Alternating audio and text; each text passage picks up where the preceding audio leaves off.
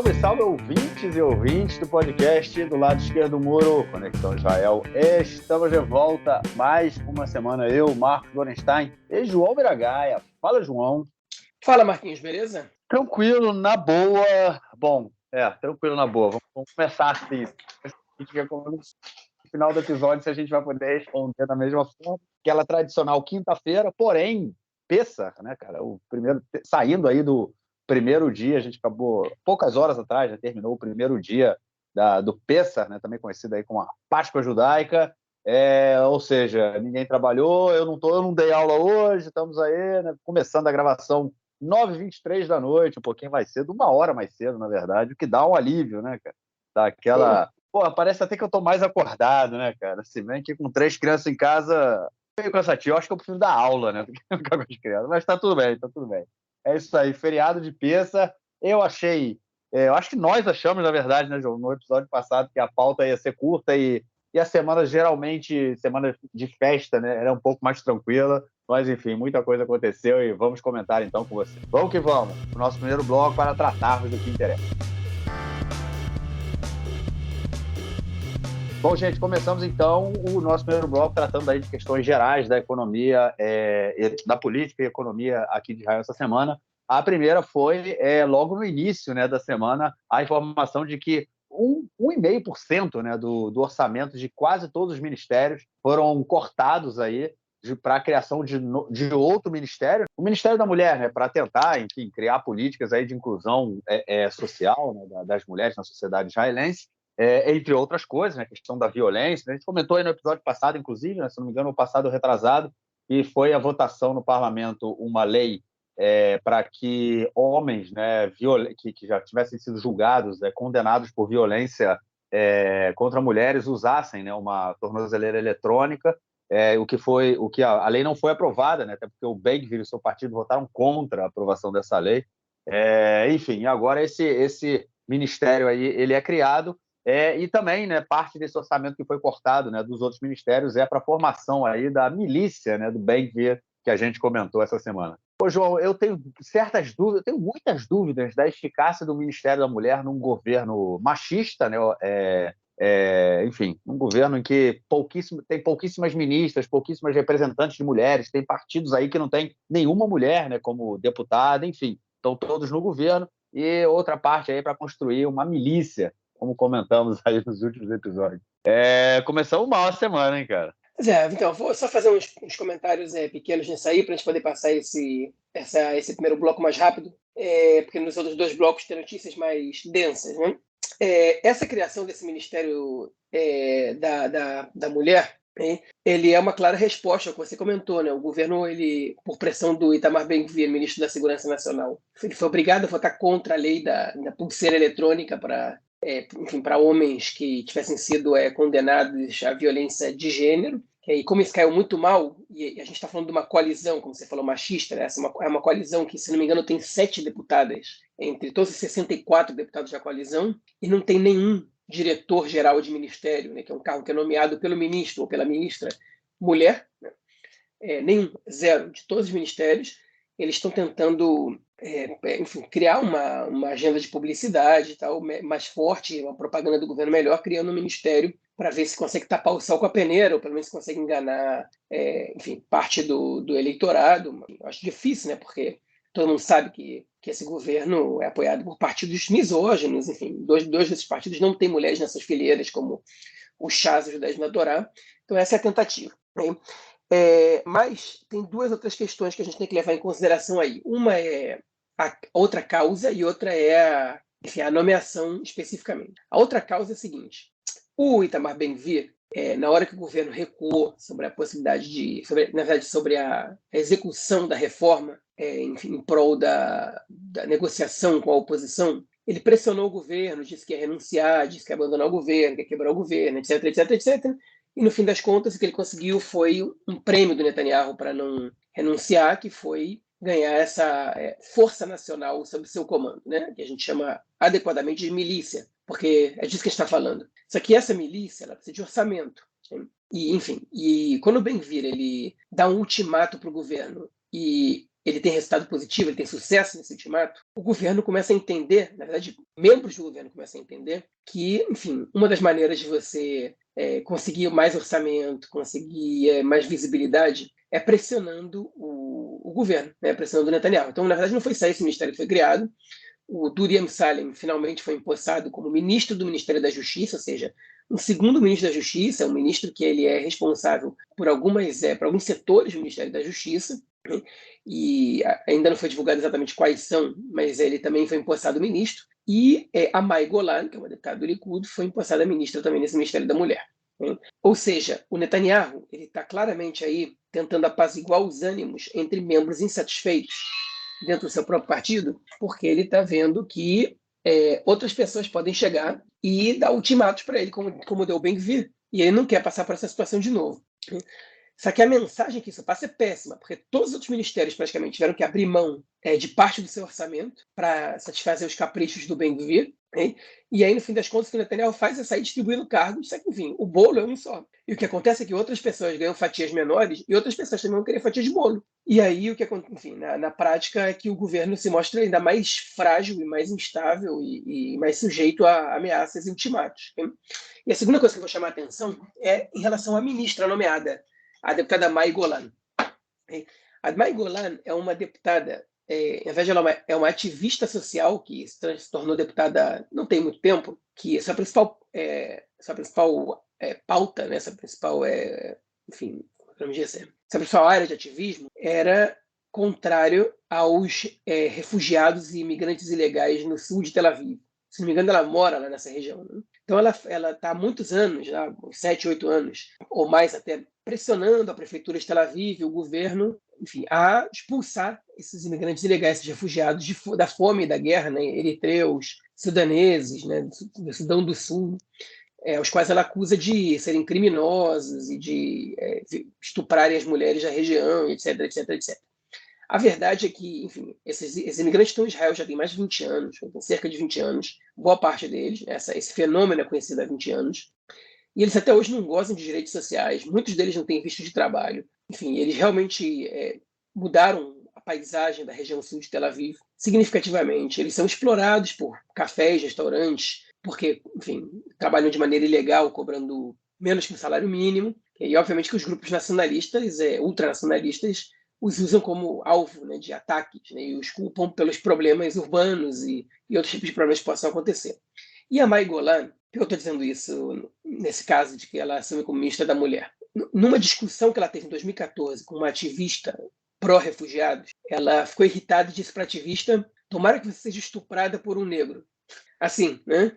E, enfim, uma ministra da Mulher que deseja a outra mulher que ela seja estuprada, além do comentário claramente racista, né? Também é um comentário misógino, também é um comentário machista, né? Ao extremo, e ela é premiada com o Ministério da Mulher. Né? Enfim, essa é a situação do governo atual, que entrega o Ministério da Segurança Pública para um cara 3 vezes condenado, uma delas por incitação ao terror, que entrega o Ministério da Justiça, agora o Ministério dentro do Ministério da Justiça é um sujeito que diz que enfim, que ataca incessantemente a presidente da Suprema Corte do país, e entrega o Ministério da Mulher a uma mulher que diz que outra deveria ser estuprada.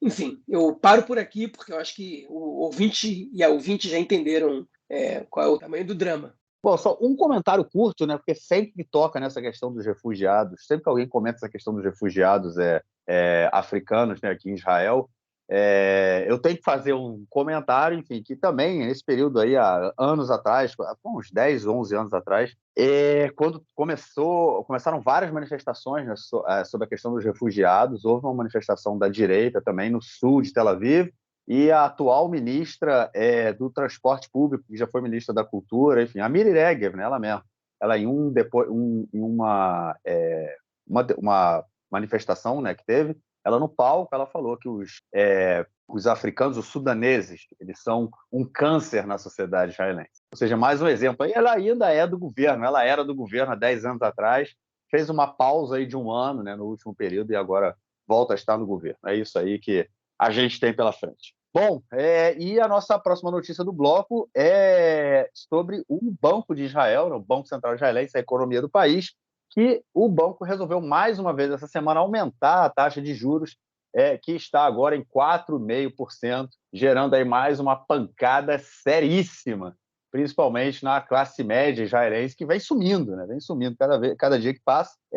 E, enfim, obviamente, esse ataque, esse aumento aí na taxa de juros, que não é nada popular, ele fez com que vários setores aí dentro da coalizão, né, atacassem a política do Banco Central, que também prevê, né, uma perda aí de bilhões de escalim, né, entre algo em torno de 15 e 50 bilhões de escalim na produção israelense, caso essa reforma, né, esse golpe do judiciário que o Netanyahu queria aprovar tivesse sido passado. E aí, obviamente, ele recebeu também mais uma série de críticas e pancadas do atual governo. Ô, João, queriam esperar o que mais, né, cara? Banco Central independente que faz o que quer, aumenta os juros para, enfim, segurar uma inflação que não baixa de jeito nenhum, né? Foi a 11ª vez seguida que o Banco Central israelense aumentou os juros. E aí o Shlomo Kerry, que já tinha atacado da outra vez, né, atacou de novo o Banco Central, disse que isso prejudicava, estava desconectado dos cidadãos israelenses, que não sabiam o que isso ia causar de mal para a população. E eu fui obrigado a concordar com o Shlomo Kerry. Eu acho que o Banco Central israelense está viajando na maionese, não entendeu que a problemática da inflação atual ela não tem a ver só enfim, com a produção local israelense, com a situação local. A inflação ela é global, tem inflação nos Estados Unidos também, e que aumentar os juros não está resolvendo o problema. Eles já aumentaram 11 vezes seguidas, né? Eles vão de 0,25% em 0,25%. Os juros chegaram a 4,75%, está muito longe do que tem no Brasil. No Brasil, os juros estão em 13,5%, né? Mas ainda assim estão subindo aqui, estão prejudicando a população. Quem tem dívida, quem tem hipoteca de casa, enfim. E agora o Banco Central desconectado realmente da população. Não está trabalhando da maneira que os neoliberais gostam que ele trabalhe, de maneira independente do Estado, como se um burocrata presidente do Banco Central enfim, tivesse realmente sido nomeado pela população para tomar decisões que são tão impactantes assim na economia do país. Enfim, não vou nem falar mais sobre isso, porque esse assunto é subentendido, qualquer um entende o que isso significa, a gente tem que mais dar informação mesmo. Agora, sobre a previsão de queda na produção israelense, que eu vou passar para dólares, para os ouvintes entenderem mais ou menos a que a gente está se referindo, né? Entre 6 e 17 bilhões de dólares vai ser a queda anual na produção israelense, segundo a previsão do Banco Central de Israel, caso a reforma passe no legislativo e seja posta em prática. Essa é a previsão. Então, imaginem o tamanho disso na economia israelense. Né? Entre 6 e 17 bilhões, numa economia cujo PIB ele é de 490 bilhões de dólares, é uma queda na produção bastante significativa, corresponde a entre, enfim, 1,5% e 1,3% e 4% do PIB do país. Né? É um número altíssimo, grave, e obviamente que se a produção cai, outros setores cairão também, né? E o PIB não vai ser afetado entre 1,5% e 4%, vai ser afetado em mais que isso. Então, enfim, diminui o poder de compra, você tem demissão, você tem isso, aquilo, enfim, aquilo outro, tem dinheiro que é retirado do país, e etc, etc, etc. E isso pode dar pode dar um golpe, pode ser uma pancada, né, no PIB na casa dos 10%, dos 2 dígitos ou até mais. Né? Esse é o alerta que o Banco Central fez essa semana, nas previsões que eles fizeram. Enfim, para alguma coisa serviu, pelo menos, o Banco Central independente, né, para eles poderem fazer previsões independentes da vontade política do governo Netanyahu. Agora é isso, o governo sabe, o governo pode dizer que ninguém avisou, tanto em relação à segurança, quanto em relação à economia, enfim, aos direitos civis, não vou nem tocar nesse ponto, porque acho que o governo quer mais é que isso mude mesmo. Mas acho que o governo não quer crise econômica, nem quer expor o país em segurança. E os avisos estão dados, né? Como se diz em hebraico, Aktovet Alakir, enfim, que é o título está escrito na parede do que vai acontecer. A mensagem está escrita na parede. Só não lê quem não quer. Aí sabe o que é engraçado? Né? A gente está passando aí pelo processo aí do golpe judicial e parte do argumento aí, né, dos golpistas é dizer que o Supremo Tribunal de Justiça ele acaba vetando lei, ele acaba legislando sem ter recebido um mandato popular para fazer isso, né? No momento em que, no caso, o Supremo cancela, né? Ele cancela leis, né, que entrariam em choque com as leis básicas, né? Ele estaria legislando sem ter sido sem ter recebido o mandato, né? E esse é um dos argumentos que eles usam para justamente tirar o poder do Supremo Tribunal de Justiça. Agora, ninguém fala, né, do Banco Central independente definir política econômica sem ter recebido esse mandato, não é não? Isso não deveria ser uma política de governo, né? Ou o Banco Central, como faz o que quer, não foi eleito para nada, e aí faz o que quer, decide o que quer, aumenta a taxa de juros, e quem paga, obviamente, quem tem ali, né, os setores mais baixos da sociedade israelense, da população, que, enfim, apertam o cinto para tentar fechar o mês quando conseguem fechar o mês. Bom, vamos então ao nosso próximo bloco para tratarmos de questões da política e do golpe judiciário de Benjamin Netanyahu. Bom, gente, comentamos aí recentemente, né, no outro bloco, sobre a milícia do Ben-Gvir, né, que agora aparentemente já começa a receber fundos para ser montada, mas dessa semana, continua aí, né, recebeu uma série de críticas, vem recebendo críticas desde que foi anunciada, na verdade, e essa semana continua sendo criticada, muita pressão para que essa milícia não saia do papel, e dessa vez foi o pessoal do Shabak, né, do Serviço Interno de Segurança, comandantes da polícia, comandantes do exército, enfim, setores ligados à política israelense, né? Ninguém quer a formação de uma milícia, ninguém quer a formação de mais um corpo policial, principalmente sendo ele afastado, né, das instituições que já existem. João, o Ben-Gvir ele vai ter que dar uma aliviada aí para tentar construir essa milícia dele, porque, enfim, eu acho que ele não está entendendo que estão rindo da cara dele, né? Pois é, enfim, o Ben-Gvir, a questão é a seguinte: um papel assinado pelo Netanyahu não vale nada, ok? Nunca valeu. Não valeu há 10 anos, não valeu há 5, não valeu há 3 e não vale agora. E o Ben-Gvir sabe disso. Ele aceitou esse papel assinado pelo Netanyahu porque ele sabia que romper o governo no momento atual não era importante, não era proveitoso para ele, né? Enfim, e ele ficou com essa promessa dessa milícia porque ele sabe que se essa milícia não vier a existir, ele vai ter o argumento preciso para poder cair de pau em cima do Netanyahu.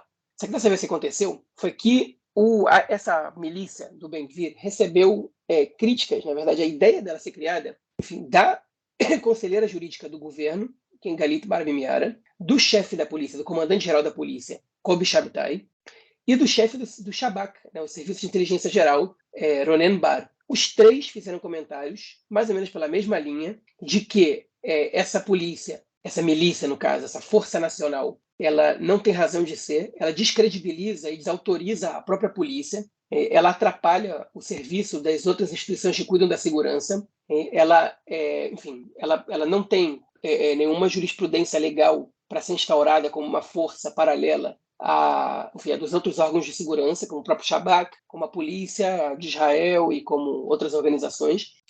Enfim, ela não tem razão de ser. E o que chefes da polícia que escreveram uma carta para o governo, enfim, comentaram, é que a gente sabe o que acontece quando você arma a população civil, especialmente num corpo politizado como seria a polícia do Ben-Gvir, né? Você abre o caminho para a guerra civil. No posterior, você aumenta a violência, você não tem controle sobre pessoas que não são profissionais, numa força que seria formada majoritariamente por voluntários, okay? Obviamente que esses voluntários seriam treinados, patati patatá, mas enfim, a gente sabe que isso não é exatamente igual a um policial, né? Até porque se você é voluntário, o que você teme na tua carreira? Você não pode ser descontado, você não pode ser demitido, enfim. E, enfim, tudo isso num contexto de bizarro que a gente tem agora e com o pior sujeito possível da história de Israel para chefiar qualquer força de segurança. Já não basta que ele está chefiando a polícia, a gente tem que ver ele chefiando também uma milícia própria dele. Enfim, e é muito claro essa resposta, é muito claro o que está acontecendo, fora o gasto. Okay? Agora, a gente já viu que essa lei ser aprovada e passar na justiça, e essas pessoas serem recrutadas, serem treinadas, e etc, etc, etc, isso não vai demorar menos que 6 meses. Eu não sei nem se o governo dura 6 meses, okay? Mas 6 meses é um tempo muito, muito razoável para o Netanyahu não cumpriu a promessa, né? Para ele descumprir uma promessa, como ele já fez muitas vezes. E o Ben-Gvir, frente ao tamanho de críticas, a quantidade de críticas que ele está sofrendo por isso, essa milícia, ele já disse, não tem nenhum problema que o comandante da polícia seja o chefe dessa polícia, que ele responda ao comandante da polícia. Então ele já começa a recuar, porque ele já viu que do jeito que foi prometido para ele, não vai acontecer de jeito nenhum. não existe jurisprudência, não existe razoabilidade para que o ministro tenha uma força nacional sob seu comando. O que o Ben-Gvir sabe de comando de polícia? Qual a experiência dele nisso? A experiência dele é como criminoso, não como policial. Enfim, e não existe a menor possibilidade de que essa polícia, essa força nacional, essa milícia do Ben-Gvir passe a existir nos moldes que o Netanyahu prometeu para ele. Isso é muito claro para todo mundo. O que o Ben-Gvir tem que cuidar agora é para que essa promessa não seja cumprida no momento que ele tiver mais popularidade, porque aí ele pode corromper com o governo e tentar tirar disso ganho eleitoral. Porque nada disso vai acontecer. Né? Eu não estou sendo otimista, nada disso. Já está sendo otimista. Então, você precisa consumar o golpe para isso acontecer. E o golpe está longe de acontecer no momento. O governo recuou a proposta do golpe deles, né? Recuaram sem nenhuma contrapartida.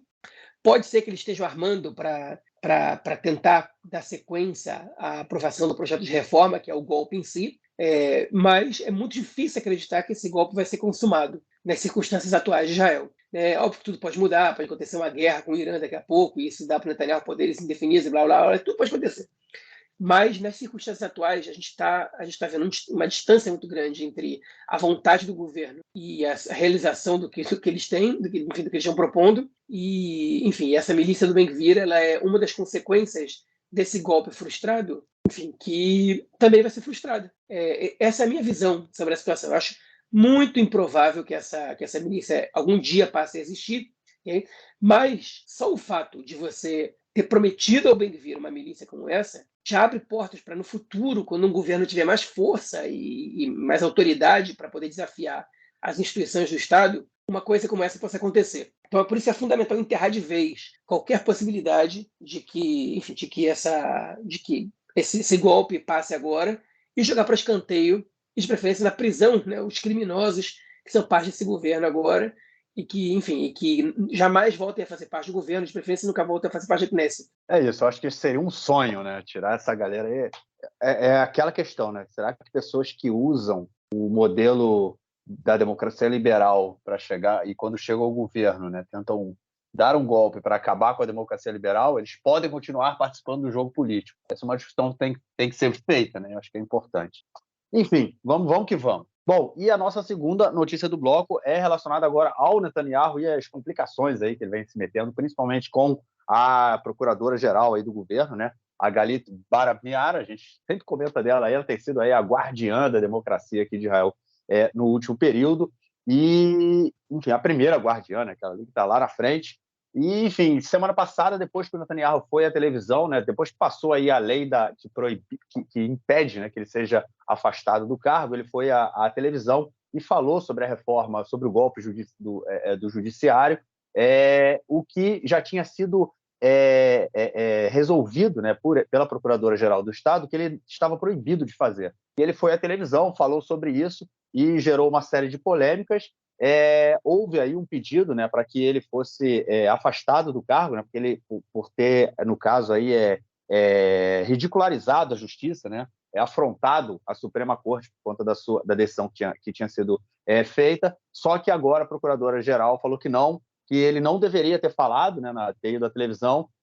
Houve um conflito de interesses, mas ele não criou, aí, não afrontou a Suprema Corte. Deu uma recuada, João. Ela também precisa saber qual batalha ela tem que ganhar, né?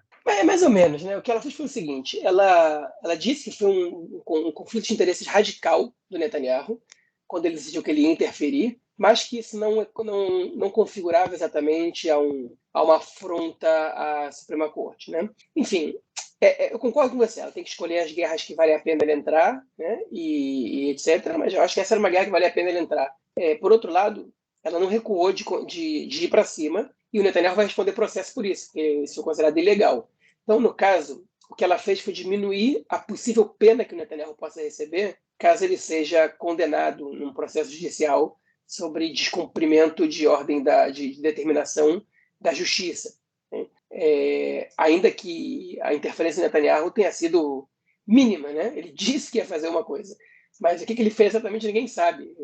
A melhor coisa que ele fez, na verdade, foi conseguir parar a reforma em determinado momento na semana retrasada.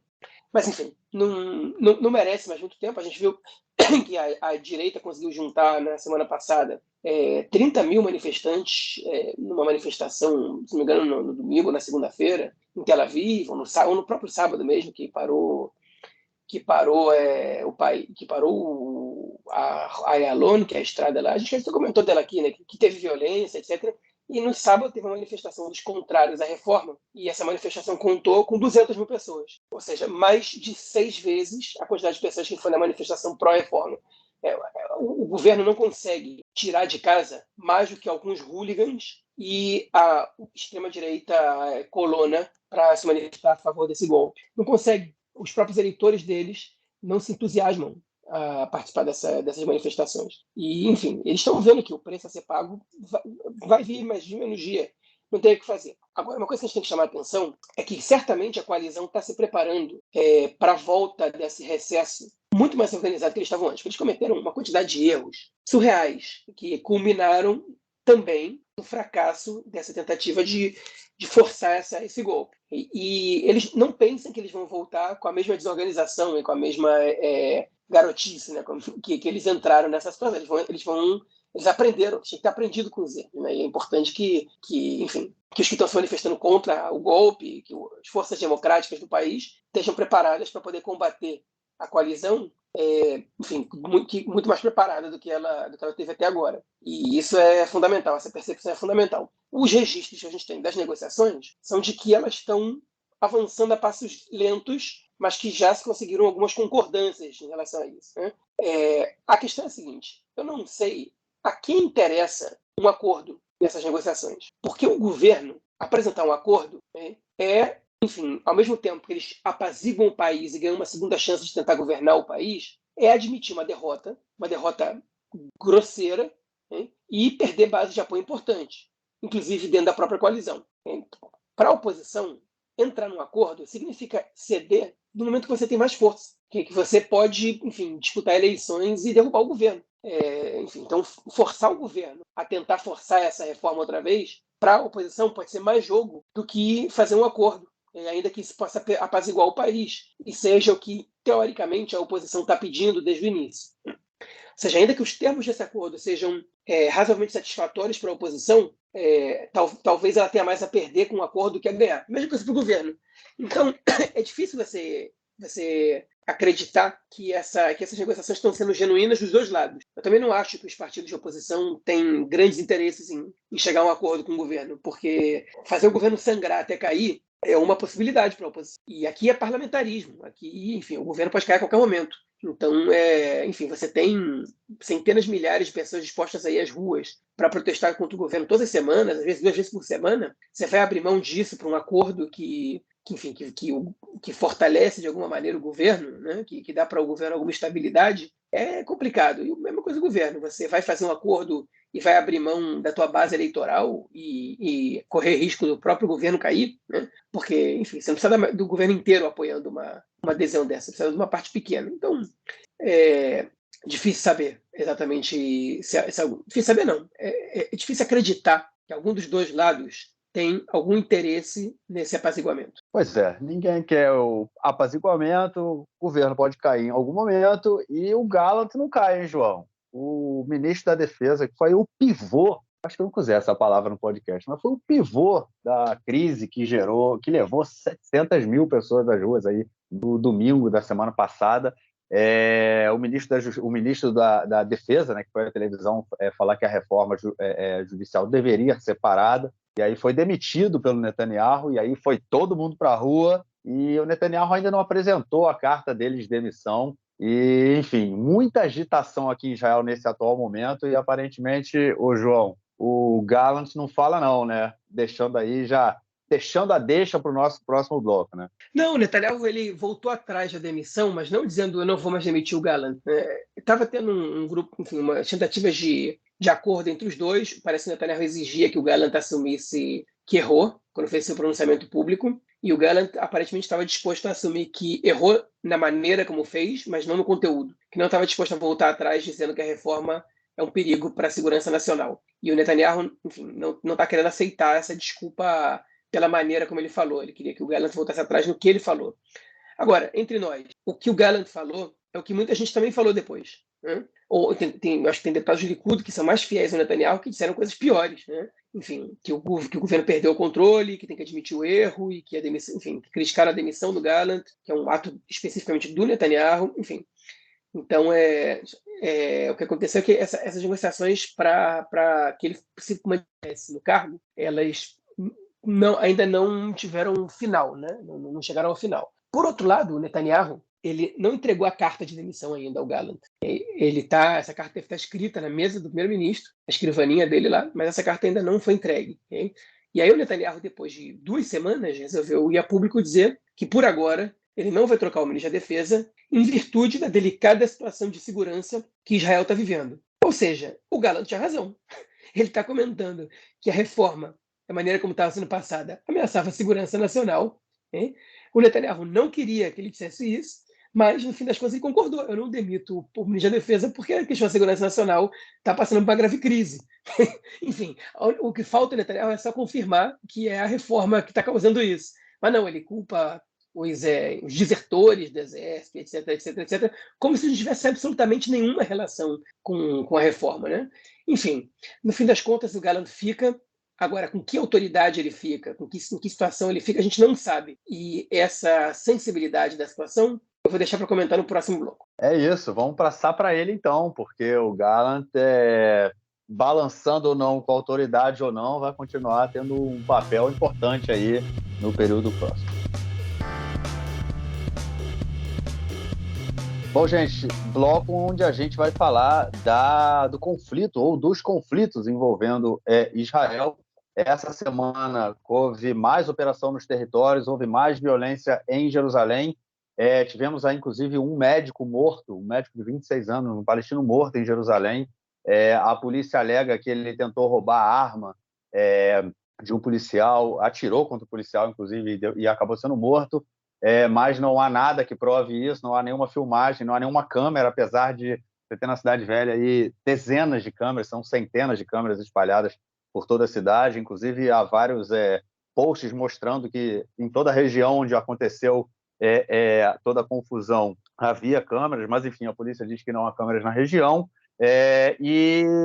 inclusive como é que chama o Marcas, né? A Procuradoria da Polícia, né? Vai tentar corregedoria, né? Vai tentar entrar aí na discussão para investigar, mas enfim, muita violência acontecendo nos territórios.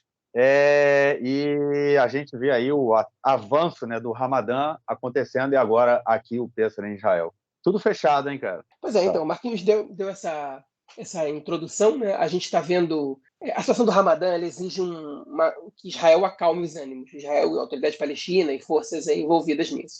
Isso não aconteceu nos últimos 2 anos. Né? E, enfim, no último ano foi um pouco menos ruim do que no ano retrasado, mas, enfim, a gente tem visto isso ser muito frequente, muito radical, muito extremo nos últimos 3 anos. Esse ano não está sendo diferente. A questão é que, enfim, o Ramadã ele só aumenta as tensões que já estão acontecendo diariamente nos territórios.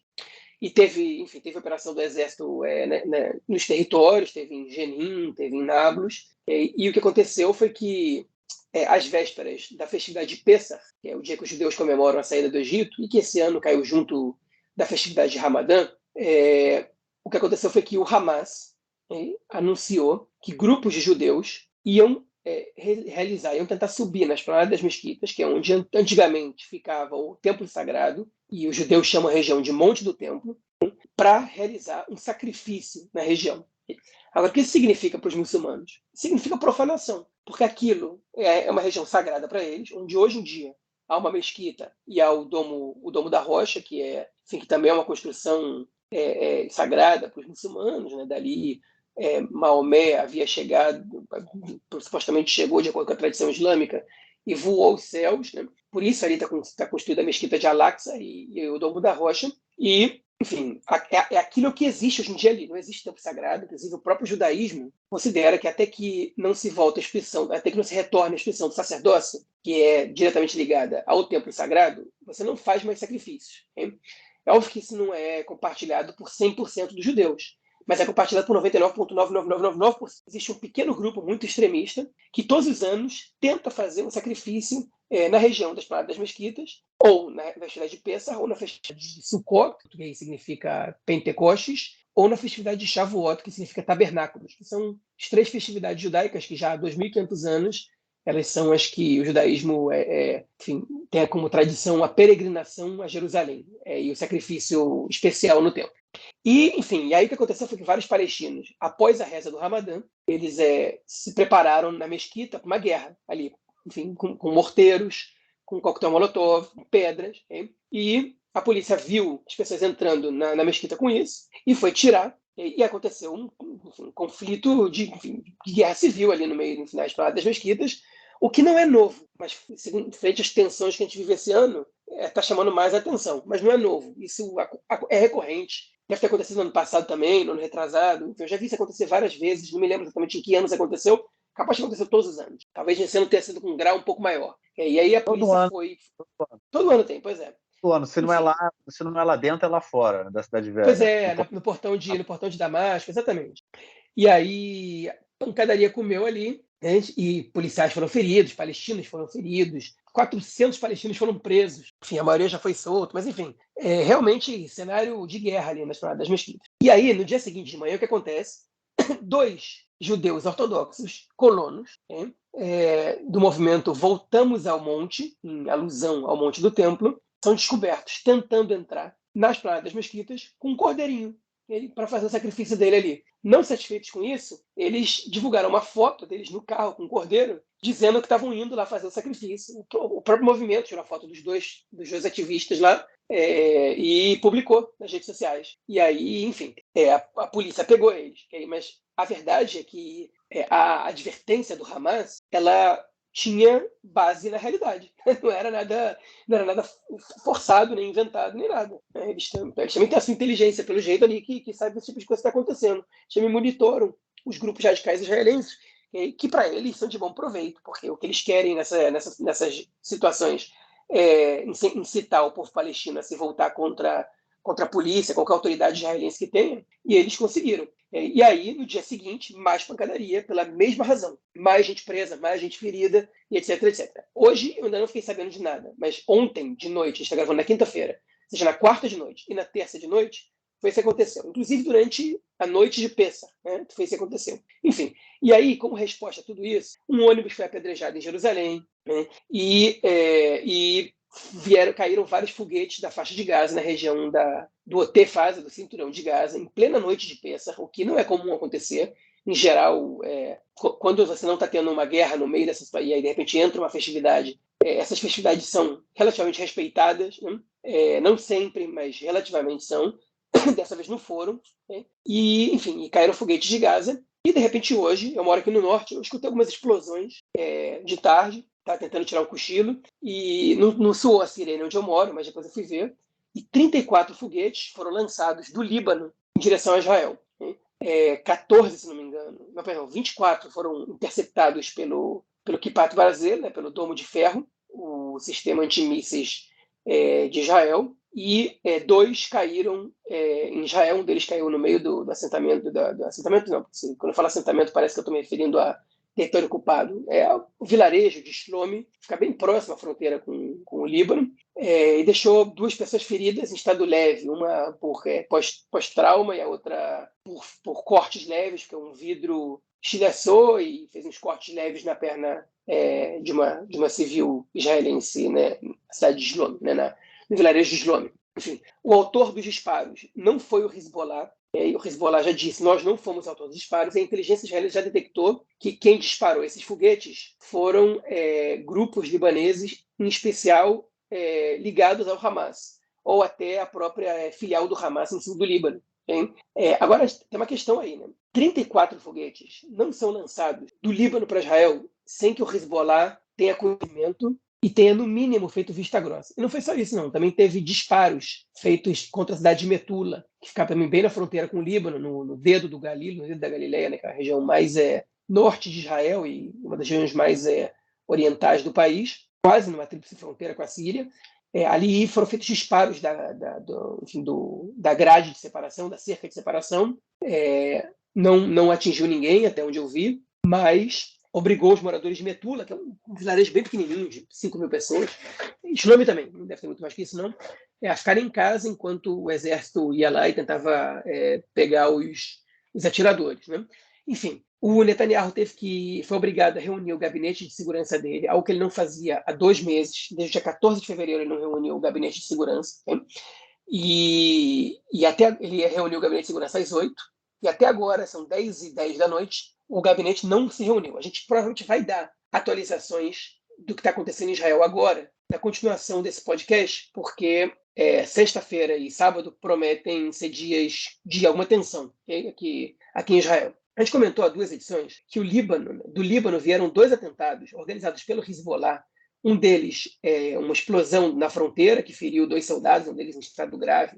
A princípio ainda tá internado, não sei em qual estado ele está. E outro, um atentado na parada de ônibus de Megiddo, no centro-norte de Israel, né, no início do norte, digamos assim, no vale de Jezreel, que também teve um ferido. E foi uma explosão ali também. A gente comentou que você caminhou do Líbano, caminhou por um carro, um ônibus, sei lá como, até um lugar bastante distante da fronteira para poder realizar um atentado. Israel, até agora, não revidou esses ataques. O fato de Israel não ter revidado esses ataques é praticamente inédito na história do país. Né? Aconteceu muito poucas vezes. Quando o governo Bennett, decidiu não revidar um bombardeio do Hamas que não tinha acertado nada em Israel, o governo atual, que na época era oposição, disse que o governo era um governo vendido, que era fraco, que estava com as mãos atadas por causa de acordos com a Irmandade Muçulmana, né, que eles se referiam dessa maneira ao Partido Ram, né, que é um partido árabe muçulmano que fazia parte da coalizão, né, e incitavam contra o governo e diziam que, enfim, que era um perigo para a segurança do país e que não podia revidar por causa disso. E agora o governo não revida. Okay? E a oposição atualmente, apesar de chamar o governo de fraco, não usa dos mesmos argumentos. Primeiro, porque o Ram não faz parte da coalizão. E segundo, porque a oposição atual é um pouco mais responsável do que a oposição no governo anterior.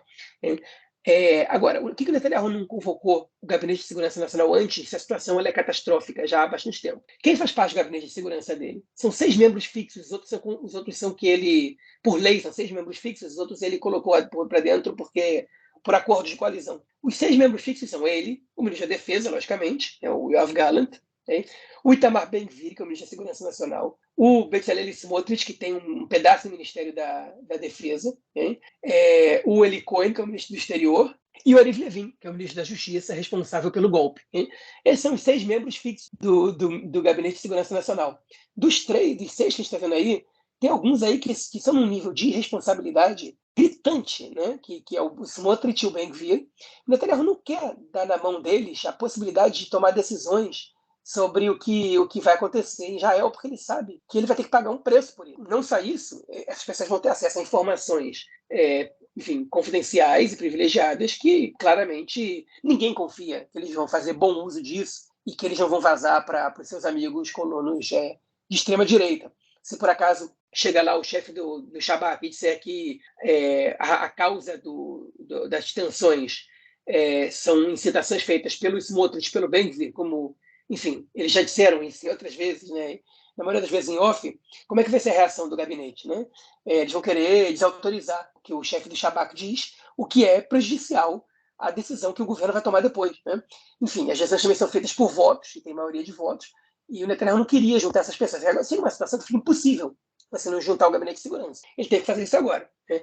E aí o Ben-Gvir já está pressionando. A gente quer uma resposta forte, a gente quer uma resposta forte. E o chefe das Forças Armadas, que também vai para o gabinete, mas não como membro do gabinete, vai como alguém que opina desde o seu lado técnico, ele disse, a gente já está respondendo de maneira forte. Né? Israel já respondeu aos ataques de Gaza. Está fazendo da maneira mais forte que a gente pode, mais forte dentro da responsabilidade que a gente tem. Né? Enfim, e o Netanyahu vai ter que juntar com esse gabinete agora, está enrolando para fazer isso, né? Provavelmente está esperando o filho dele acordar do cochilo que ele deu agora para poder sair do Twitter. Na verdade, o filho dele não postou nada no Twitter em 6 dias.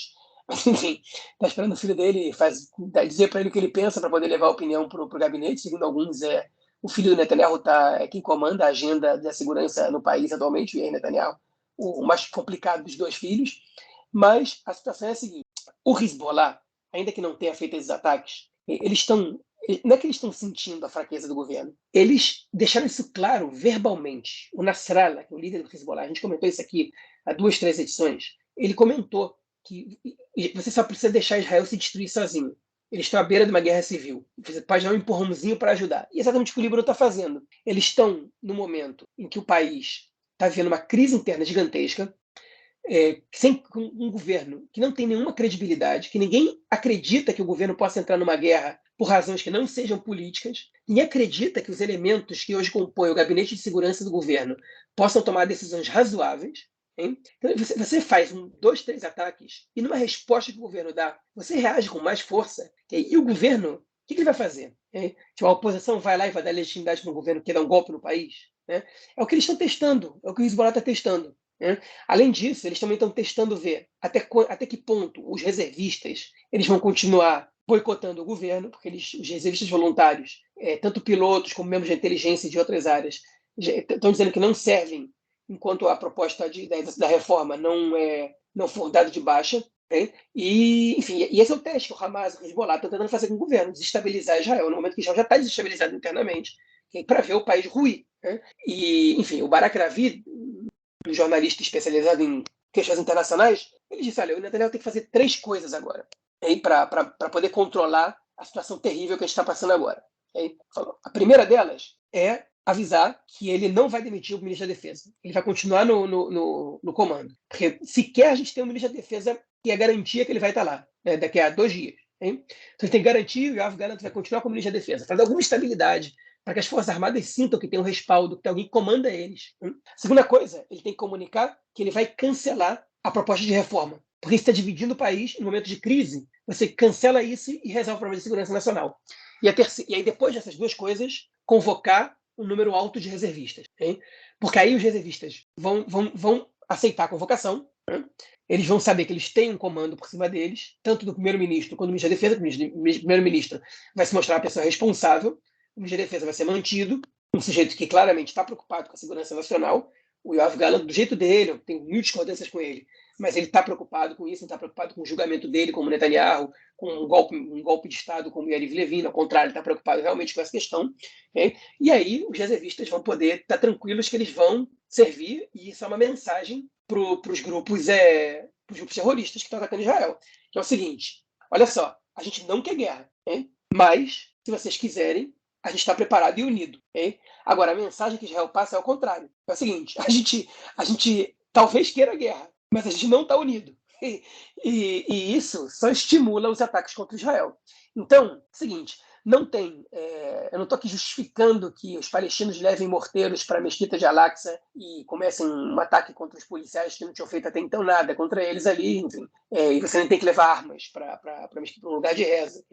Ainda que eles também não tenham que ter um lugar profanado pela polícia israelense. Até que eles comecem nada, acho que a polícia não tem que interferir. Agora, eu não estou defendendo isso, não estou defendendo distúrbio civil, nem ataque a policial por nada, não estou defendendo isso. Mas tudo que está acontecendo aqui é explicável, é justificável do ponto de vista de causa e consequência. O que está acontecendo aqui não é brincadeira, né? O que está acontecendo aqui agora era visível que ia acontecer. E hoje o Yair Lapid, líder da oposição, emitiu um comunicado dizendo que, diferente da oposição anterior, a oposição atual vai respaldar o governo em qualquer questão que envolva a segurança nacional. Enfim, ele está fazendo isso para tentar marcar diferença com a oposição do Netanyahu, para mostrar que eles são uma oposição responsável, etc, etc, etc. Em geral, isso não ia funcionar muito, mas no momento atual, isso ajuda, porque o governo concentra as pessoas mais irresponsáveis. E o discurso de que a esquerda é traidora, que a esquerda queria entregar os territórios para o inimigo, e blá, blá, blá, cai por terra quando você vê os maiores marginais do país, menos preocupados com a segurança nacional, exercendo cargos tão importantes no governo. Enfim, então a gente está vivendo um momento de crise que pode explodir a qualquer momento. Com o Líbano, é a maior crise desde 2006, certamente, sem nenhum receio eu digo isso. Enfim, na Cisjordânia já é a maior crise desde a segunda intifada, já há 2 anos. Enfim, e agora a gente está vivendo essa situação. Teve uma coisa que eu esqueci de comentar, que também não contribui muito para a situação atual, é que foi exposta uma conversa entre o Itamar Ben-Gvir e o Kobi Shabtai, que é o chefe da polícia, comandante-geral da polícia. E o Itamar Ben-Gvir estava cobrando do Kobi Shabtai que o número de assassinatos na cidade árabe israelense estou falando dos palestinos, não. Estou falando dos árabes cidadãos de Israel. Diminuísse. E aí o Kobe Shabtai disse para ele o seguinte: você tem que entender que eles são bárbaros, eles são selvagens. Essa é a mentalidade deles, você não tem como mudar. Se referindo aos árabes, né? E aí o Ben-Gvir até que responde de maneira razoável. Ele diz: olha, árabes ou não, eu não acredito que a gente não possa resolver o problema dos assassinatos na cidade árabe, enfim, que eu tenho certeza que como estratégia a gente pode resolver isso. Aí ele vai responder: não, nas cidades mistas de Lod e Ramle, a gente conversou com elementos importantes da comunidade árabe local e a gente está conseguindo diminuir as incidências. Agora, se vazou a resposta da polícia, a polícia não negou, obviamente, não dá para negar. Disseram que alguém está tentando prejudicar o trabalho da polícia, divulgando conversas fechadas entre o ministro e o comandante. A minha suspeita é que quem divulgou isso foi o Ben-Gvir, porque o Ben-Gvir saiu bem dessa conversa e o Shabtai não. E o Shabtai tem, ultimamente, afrontado o Ben-Gvir em vários aspectos, inclusive, por exemplo, na criação dessa milícia. Então, a minha suspeita é que o próprio Ben-Gvir tenha vazado essa conversa, que é muito mal para o Shabtai, uma posição totalmente racista por parte dele, islamofóbica, né, digamos assim, ainda que ele tenha criticado a mentalidade árabe, não islâmica. Né? Enfim, essa é uma... Quando se diz falar sobre a mentalidade, ela tem respingos aí na islamofobia. Obviamente, ele não está falando dos drusos, né? E, enfim, e esses são ingredientes que eu queria colocar, né? Que também dificulta o trabalho da polícia e do exército frente à grande parte da população israelense, que são os árabes. Enfim, o momento de tensão é infinito, hein? E a gente vai viver isso todos os dias enquanto esse governo não cair. E disso, ele só pode piorar. Ele pode depois ter tréguas, mas essas pessoas precisam de conflito. E eu não estou falando do Netanyahu. O Netanyahu não quer uma guerra no momento que ele não tem mídia de defesa, deixar no meio de uma festividade e que ele não tem popularidade. Ele não quer esse conflito agora. Ele sabe que isso pode destruir ele. Ele precisa de um conflito no momento que ele recupera um pouco da popularidade dele. Mas tem membros do governo dele que querem sangue. Eles estão trabalhando para isso. E não são membros pouco importantes. E isso a gente está falando o tempo inteiro, vocês, ouvintes, já estão carecas de saber. O bicho pegando, país tenso, país meio instável, e no meio do feriado. Vamos ver. Vamos ver o que vem pela frente. Os próximos dias realmente vão ser aí bastante expectativa, né? Vamos ver se o pessoal vai conseguir subir vai deixar de subir na árvore. Muito pelo contrário, né? Vai resolver descer da árvore. É o melhor para todo mundo. Pois é, pessoal. Como a gente já havia previsto, uma atualização para essa edição do podcast. Como a gente já esperava, né? Israel revidou os ataques na faixa de Gaza e no Líbano. Okay? A gente teve uma série de foguetes caindo na região da faixa de Gaza, no cinturão de Gaza, na fronteira de Israel com a faixa de Gaza. No Líbano, na verdade no norte de Israel, não voltou a cair foguetes. Enfim, e a situação mais ou menos parou por aí. Na sexta-feira de tarde, o governo israelense divulgou um comunicado dizendo aos habitantes do cinturão de Gaza que eles podiam já circular normalmente, ou seja, já não havia perigo, supostamente, de acordo com as informações de inteligência, para que eles pudessem circular livremente para onde quisessem. E até agora, essa mensagem está sendo gravada no sábado às 6h30 da tarde, a gente não teve novos incidentes, nem ataques na faixa de Gaza, nem ataques no Líbano e nem foguetes caindo em Israel. Em relação a Jerusalém, a situação também aparentemente se tranquilizou. A gente teve, sim, 2 atentados, que é importante a gente comentar. Um deles na Cisjordânia, na região do Vale do Jordão, contra 2 mulheres que estavam num carro na região. E outra em Tel Aviv, na sexta-feira, que feriu 6 pessoas e matou uma pessoa, todos eles turistas, a maioria da Itália, mas também do Reino Unido. Enfim, um atentado a tiros. Enfim, esse foi mais ou menos a interrupção da escalada de violência, melhor dizendo, né? Digamos assim, que é mais correto, porque a gente não sabe se é o fim, e é razoável supor que não é o fim, mas pelo menos durante a festividade de Pêssar e durante o sábado, a gente não teve novos incidentes. Enfim, o que acontecer a partir de agora, a gente grava na próxima edição do podcast. É isso, vamos então ao nosso próximo bloco para ouvirmos o comentário do camarada Nelson Burg. Manda aí, mestre. Meu caro Gorenstein, amigos do Conexão Israel, do lado esquerdo do muro, mandar um abraço pro João, que gosta muito de comer matzá com margarina. O João, quando morou no Brasil, comprava Doriana, Cleibon, Bona e fazia festa com margarina. Aqui em Israel a margarina de repente é meia bomba, mas igual o João costuma cumprir a tradição de matzá com margarina. Campeonato israelense de futebol na liga principal. O Maccabi Haifa, atual bicampeão, mantém 5 pontos na frente do segundo colocado, o Hapoel Beersheva. No último jogo, o Maccabi Haifa empatou 1-1 com o Maccabi Tel Aviv. E lembrando que no jogo considerado o jogo do ano, em Haifa, Maccabi Haifa 1, Hapoel Beersheva 0. Maccabi Haifa tem a vantagem de 5 pontos, mas ainda não está pelada a coruja, ainda não está decidido o campeonato. Vamos até fim de abril, meio de maio, com o campeonato israelense. É isso aí, um abraço. Valeu, Nelson, brigadão pelo comentário e estamos aí, obviamente, na semana que vem. Algo mais a declarar ou a gente fica por aqui, cara? Não, eu nada, mas você tem uma coisa para falar agora, né? Pois é, né, cara? Guardamos pro final. E, na verdade, é uma efeméride, né, cara? Uma efeméride que é muito importante de ser lembrada. Tá completando aí 80 anos, completou agora, na véspera de Pêssar, né? 80 anos do levante do gueto de Varsóvia, que foi em 1943. Naquele ano foi no dia 19 de abril, né? Começou no dia 19 de abril o levante, só que era a véspera de Pêssar, né? Que é comemorado pelo calendário judaico, então isso varia de ano para ano. Naquela época foi no dia 19 de abril, mas enfim, foi na véspera de Pêssar, e muitas dos eventos, né, que aconteceram na Segunda Guerra Mundial, eles estavam ligados a feriados judaicos, né? Os nazistas faziam isso propositadamente, e já, né, com o que eu estou contando para vocês, vou colocar aí outros feriados judaicos também na história para vocês entenderem isso. Enfim, há 80 anos atrás aconteceu o levante do gueto de Varsóvia, né? Acho que é um dos principais eventos aí relacionados aos judeus na Segunda Guerra Mundial, relacionados, obviamente, à resistência armada dos judeus. Acho que foi o principal evento. Eu vou dar um pano de fundo bem rápido aí, né? Para quem não conhece a história. A guerra, né? A Segunda Guerra Mundial começou em setembro de 39, né? Com a invasão da Polônia, do leste da Polônia pela Alemanha nazista. E mais ou menos em maio de 1940, os judeus de Varsóvia foram obrigados a se mudar para a região onde o gueto seria formado. E aí, em novembro desse mesmo ano, de 1940, cerca de 6 meses depois, o gueto foi fechado, né? Foi selado, ninguém entrava, ninguém saía. Por que demorou tanto tempo? Porque naquela época a população de Varsóvia era de cerca de 375, a população judaica de Varsóvia, né?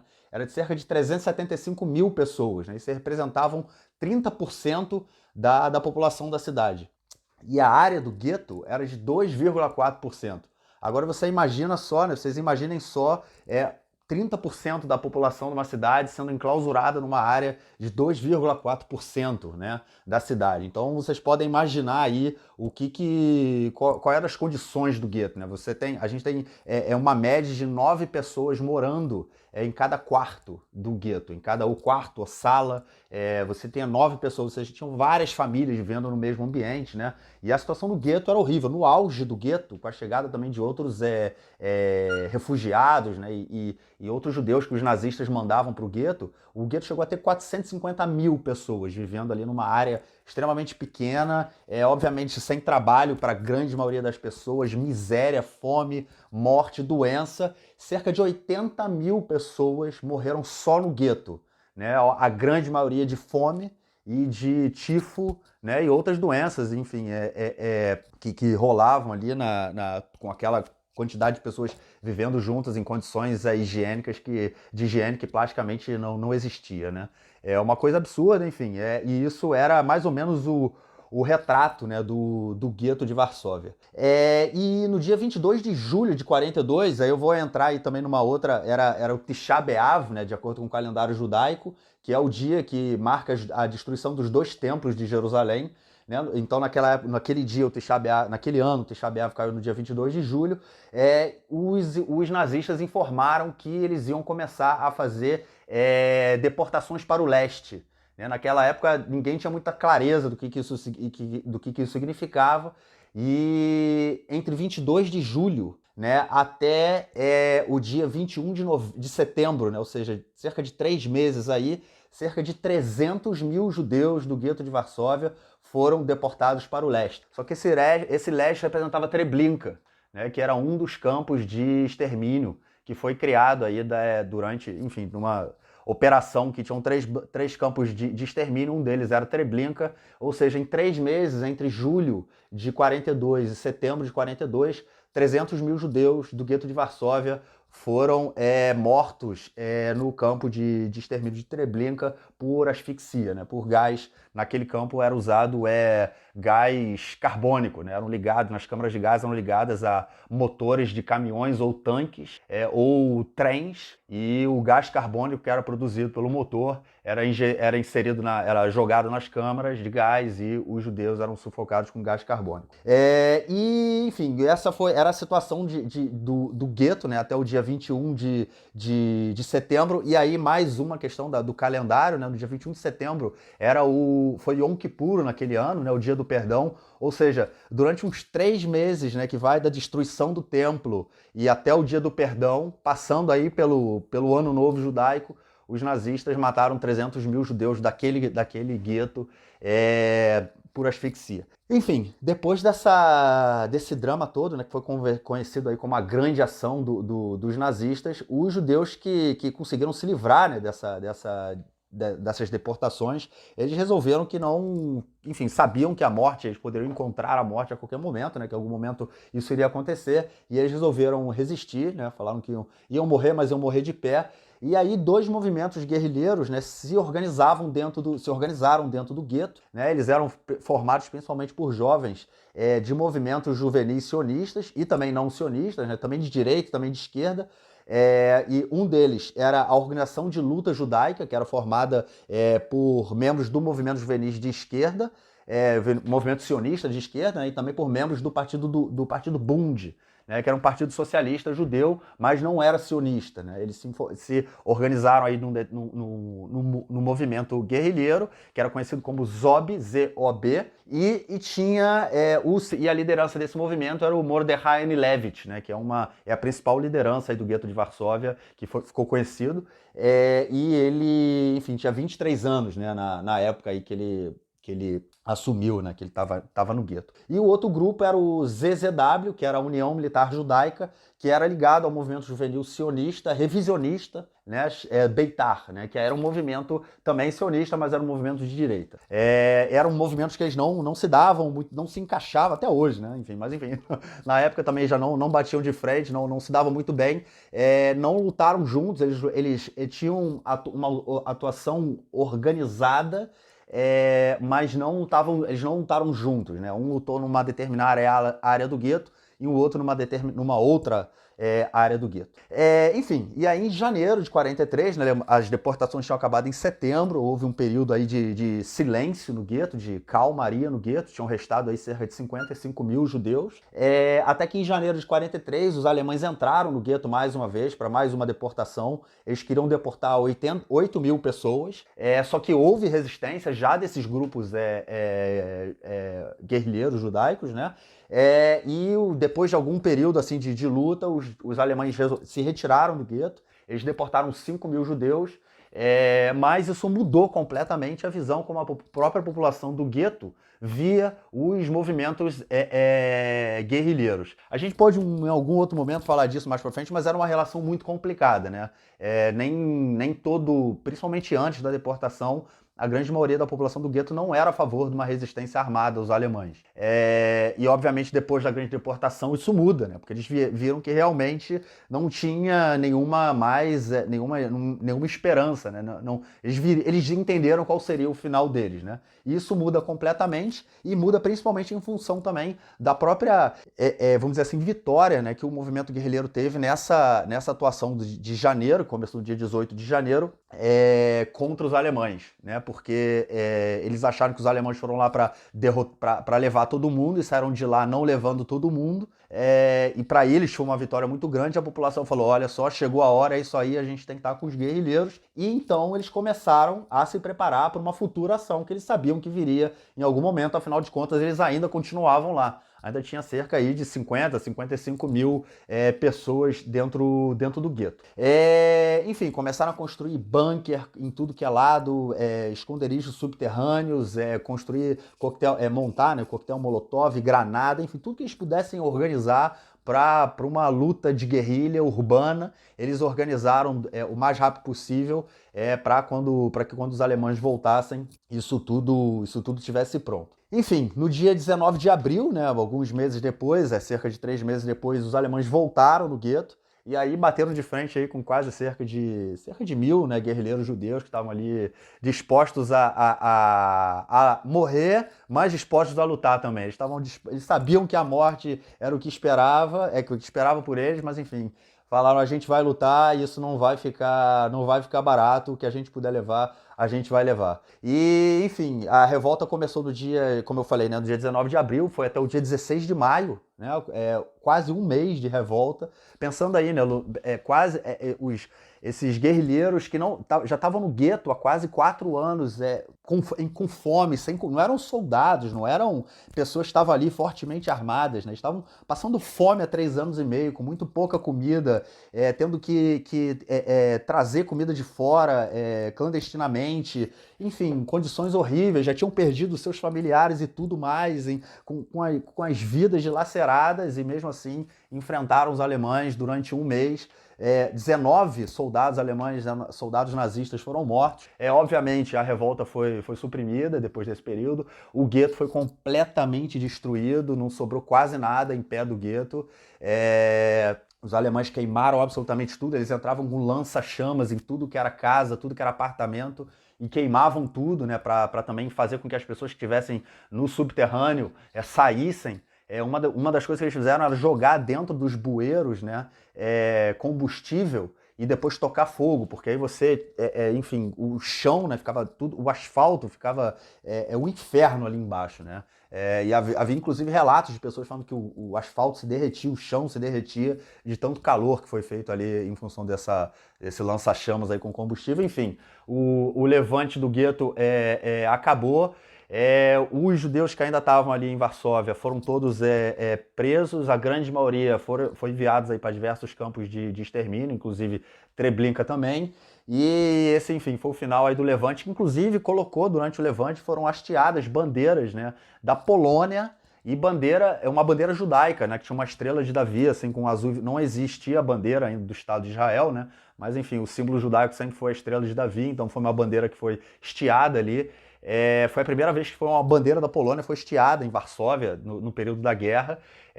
E também há relatos, né, de poloneses que viram aquilo acontecer, porque o gueto era no centro da cidade de Varsóvia, né? Era na cidade de Varsóvia, então os poloneses viam o que estava acontecendo ali, eles falavam, uau, tinha uma bandeira, tinham 2 bandeiras hasteadas no gueto, e os alemães não conseguiam, enfim, furar de uma vez só a resistência judaica. E para lembrar, né, depois desse curto e longo, né, pano de fundo aí sobre o levante do gueto de Varsóvia, que obviamente tem muito, muito mais coisa para se falar, eu queria ler para vocês a carta do comandante Mordechai Anielewicz, que ele escreveu no dia 23 de abril de 1943, ou seja, cerca de 4 dias, né, depois do início do levante do gueto. Ele escreveu de um bunker que ele estava escondido e, enfim, queria ler para vocês, que dá para a gente entender basicamente o que estava acontecendo, o que eles estavam sentindo ali naquele momento. Então agora as palavras de Mordechai Anielewicz. É impossível colocar em palavras o que passamos. Uma coisa é clara, o que aconteceu superou nossos sonhos mais audaciosos. Os alemães fugiram 2 vezes do gueto. Uma de nossas unidades resistiu por 40 minutos e outra por mais de 6 horas. A mina instalada nas áreas dos fabricantes de escovas explodiu. Várias de nossas unidades atacaram os alemães dispersos. Nossas perdas são mínimas. Isso também é uma conquista. Yehiel caiu. Ele caiu como um herói, na metralhadora. Sinto que coisas grandes estão acontecendo e que nos atrevemos a fazer é de grande e enorme importância. A partir de hoje,